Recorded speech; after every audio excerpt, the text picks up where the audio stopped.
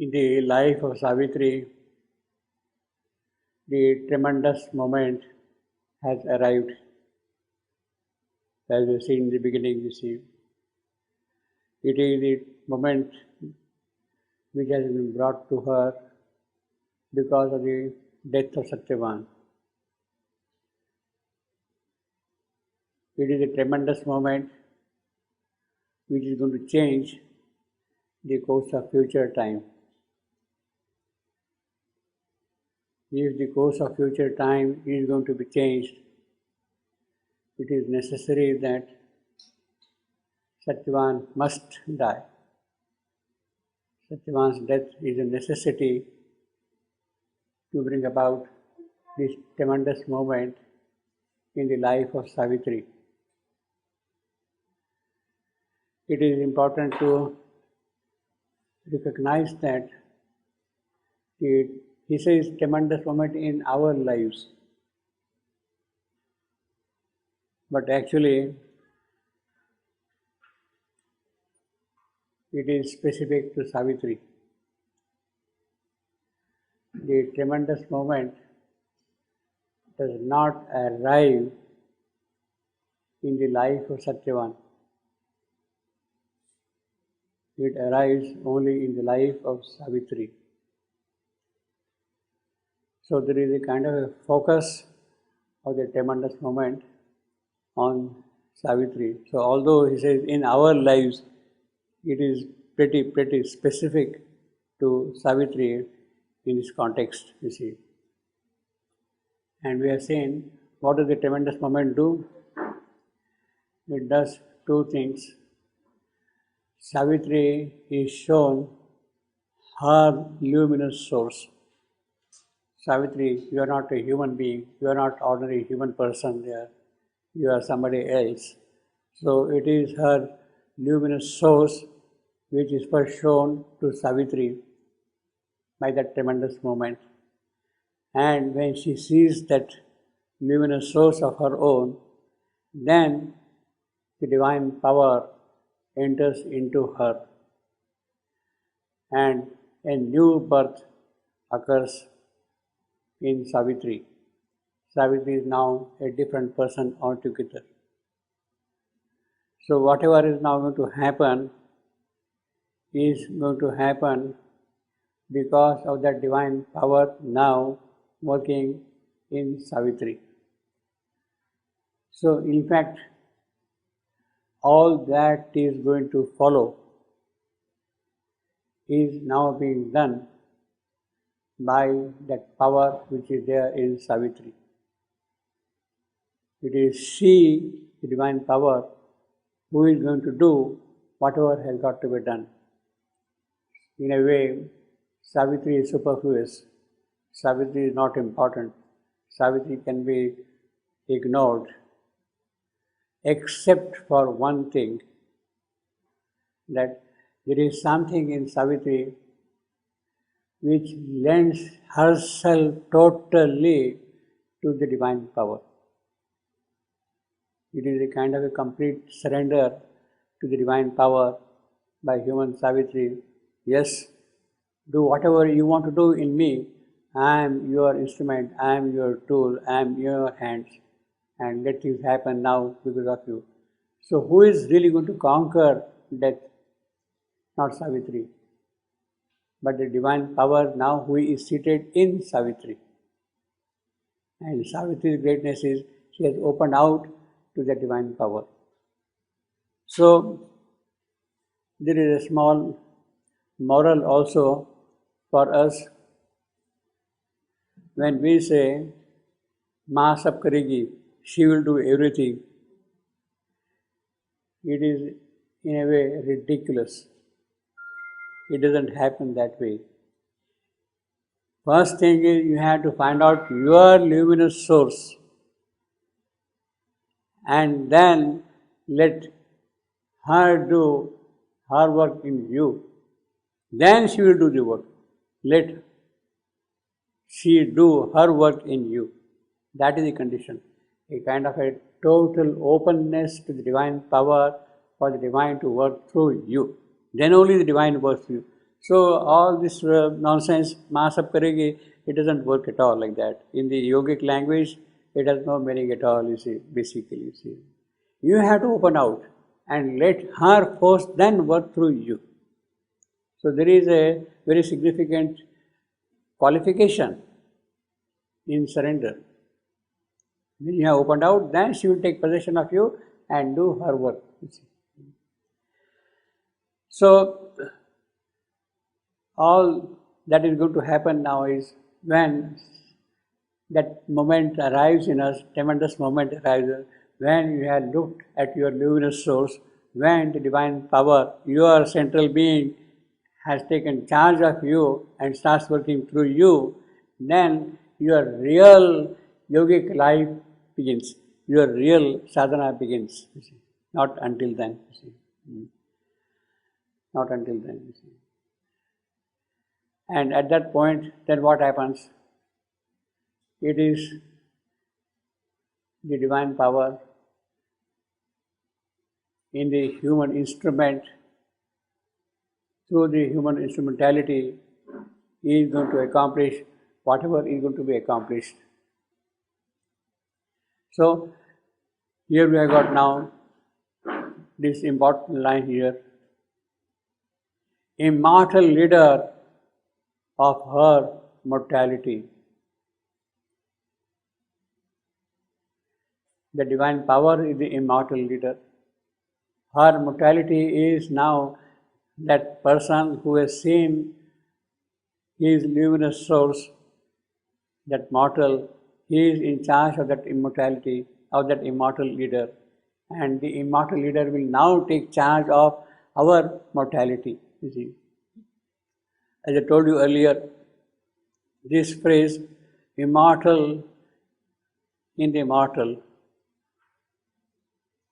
immortal in the mortal, is a Vedic phrase. It is addressed constantly in the Vedas to Agni. Agni is the immortal in the mortal. He is the leader of our march of progress. He is the one who takes us forward on the spiritual path.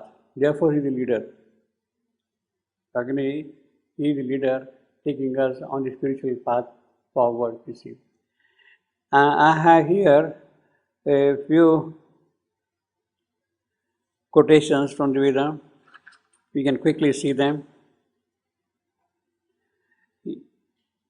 Agni is immortal in mortality. The Sanskrit phrase is amartyo marteshu. Amartya, who is not death bound, who is immortal. Marteshu, in man, in the mortal. Amartyo marteshu. Agni is the immortal in mortality. The immortal in this lower mortal being, Shivandu calls Agni, or the one who is there in us, the immortal in this lower mortal being. We are a mortal being, and he is there seated in us, the immortal. Well, I mean, this is addressed to Agni, or in a manner of rough equivalence to our psychic being, the psychic fire, who is of course immortal, deathless. And it is psychic being who takes us forward, you see. The Vedic fire, the upbuilder of the worlds, the secret immortal in men and things. Agni, who becomes all. Agni is immortal in mortals, the divine power in man. Agni, the immortal in mortals, the divine guest, the divine guest seated here in us. This divine conscious force, Agni, this immortal in mortals, who takes our sacrificial offerings to the great gods. He is the carrier of our sacrificial offerings to the great gods, you see. In Savitri itself, we have a few equivalent phrases. 5.16. Immortal in our mortal poverty. 5.16.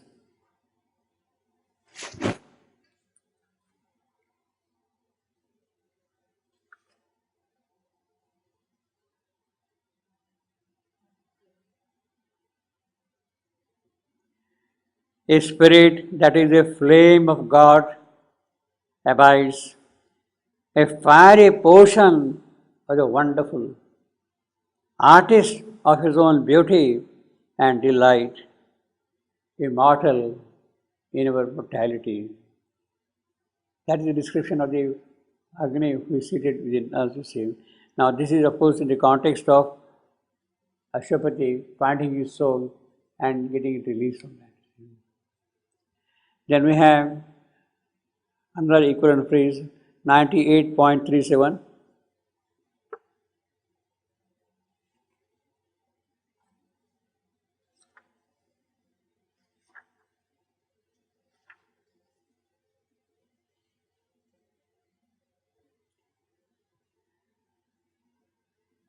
Annulled with the transient values of the mind. The body's sense renounces its earthly look. Immortal met immortal in their gaze. Now, this is in the context of Savitri getting injunctions from her yogi father. Savitri, you have grown up. You are a girl of now 18 years, and it is time for you to get married. But as nobody has come forward to claim your hand in marriage, you are free to find out, discover your own life's partner. That is the instruction, Adesh, command given by Ashwapati to Savitri. And therefore, when they see each other, immortal met immortal in their gaze. What is immortal in her? That is now being seen by Ashwapati, the immortal in her, see. The immortal in the mortal. Then again we have got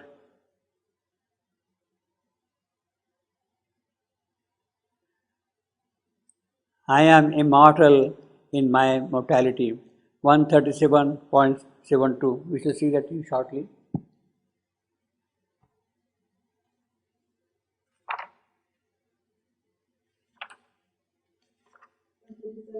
One 137.72.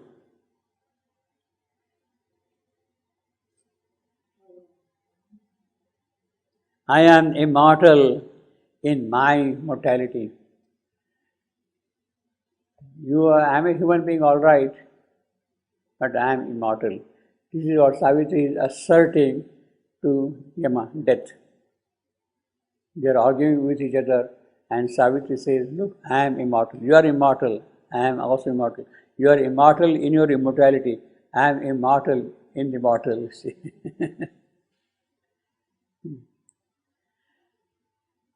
So that is how this immortal leader of our mortality, who is now taking charge of Savitri and going to meet the eventuality of countering death, Yama. Naturally, when that happens, when the immortal has taken the leadership of her mortality, then all in her mated with mighty hour. Naturally, now that mighty hour has come, and she is ready to face that mighty hour. See.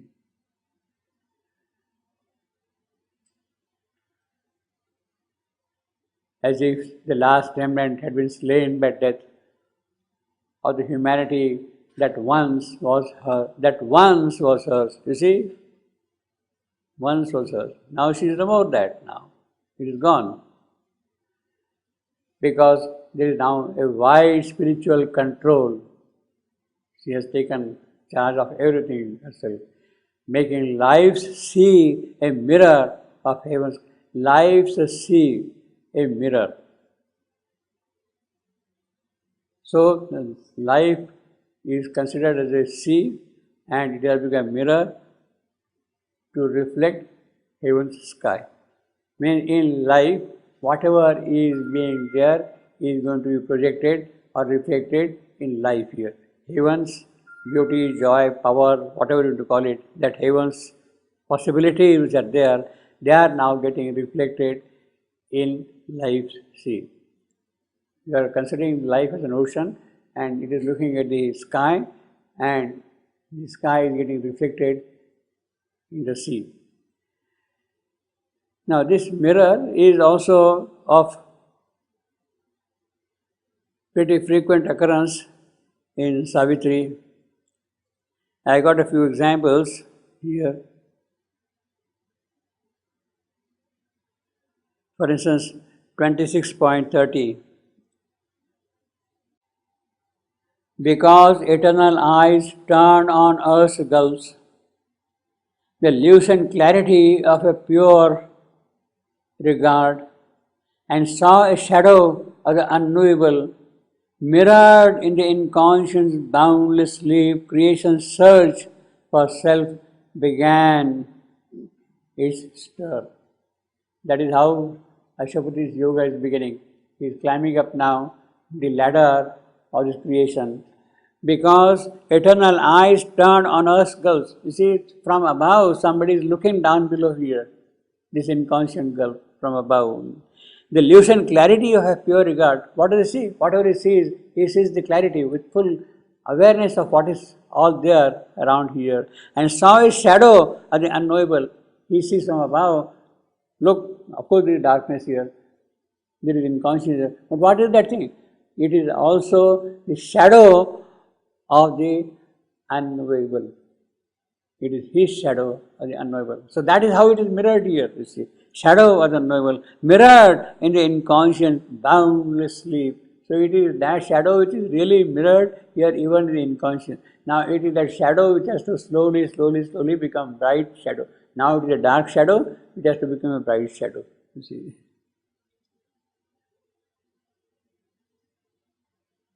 So this is a good oxymoron. Bright shadow.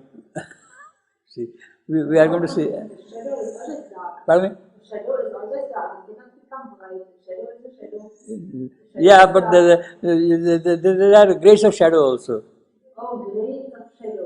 Yeah. All right. Yeah.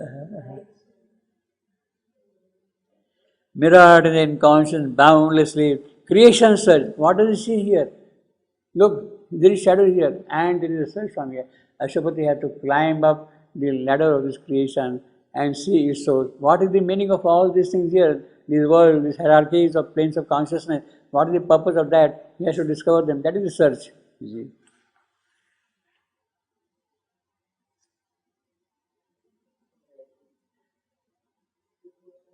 In fact, you have here another beautiful phrase, shining mirror of the eternal truth, 130:42. Even now, her splendid being might flame back out of the silence and the nullity, a gleaming portion of the all-wonderful, a power of some all-affirming absolute, a shining mirror of the eternal truth, to show to the one and all its manifest face, to the souls of men their deep identity. So that is the shining mirror, you see. What we are seeing now, everything we are seeing through a dull mirror, dim mirror, dark mirror, you see, mirror of night.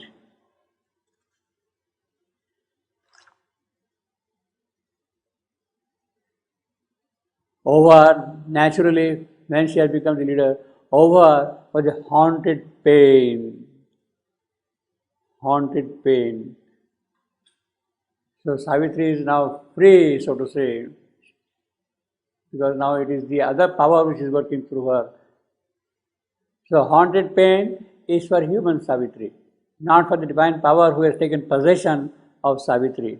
The rending fear which tears you apart, that is all gone now, Savitri. In fact, that fear was never there in the case of Savitri, but in the human Savitri, if that element was present, that has also disappeared. Haunted pain, he says haunted pain. Haunted means frequented, which comes now and then. Every now and then it appears, pain. The body is there, not yet open to the divine, so there is a kind of a frequent occurrence of pain in the physical.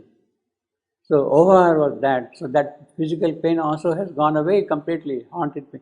He says over was the haunted pain. He doesn't say over was the haunting pain. See. It is not a question of over was the haunting pain, it was over was the haunted pain, which is frequenting, you see. Haunting, which is constantly keep on troubling you, it's not that, you see. Haunting is in the consciousness, constantly there, you see. Haunted comes and goes away.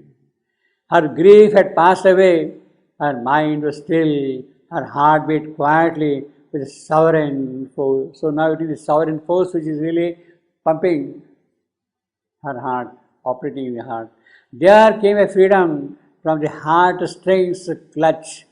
Now all her acts sprang from a Godhead's calm.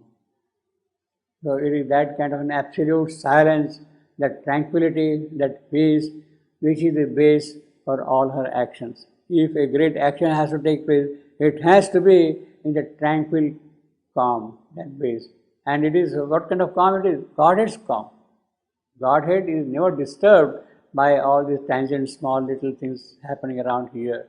Now, all her acts sprang, all her acts, whatever she is going to do, all her acts sprang from a Godhead's calm.